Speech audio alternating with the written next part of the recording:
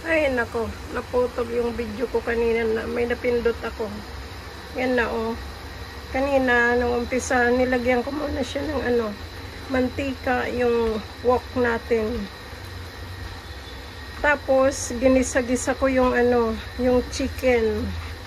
Pagkatapos ng chicken, nilagay ko yung garlic. Pagkatapos ng garlic, nilagay ko yung onion. Tapos ngayon, nilagyan ko siya ng konting tomato sauce. Konti lang kasi ayaw ni Bunso ng maraming tomato sauce. Yan na. Tapos, ilagay natin yung yung bell pepper. Ayan na, oh.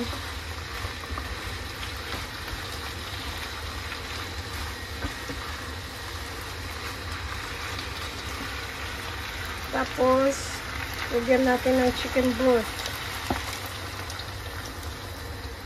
Chicken broth. Ayan, oh. Tapos, ilagay natin yung yung green peas. Ayan na. Ilagay ko na yung green peas.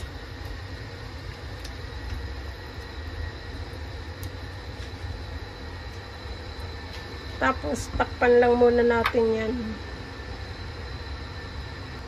Ayan na siya, guys. Tinakpan muna natin. After 2 minutes, anuhin natin yan. Ibabaliktad natin yung para yung sa ibabaw, papunta sa ilalim. Para maluto siya. Tapos, titimplahan natin ng salt. Tapos, maya-maya, okay na yan. Ayan na siya. Luto na yan. Dapat nilalagyan ko to ng dapat lalagyan ko sana ng tomato paste para medyo malapot siya, kaso ayaw ng ayaw ni Bulilit ng tomato paste. Kaya hindi ko na nilagyan.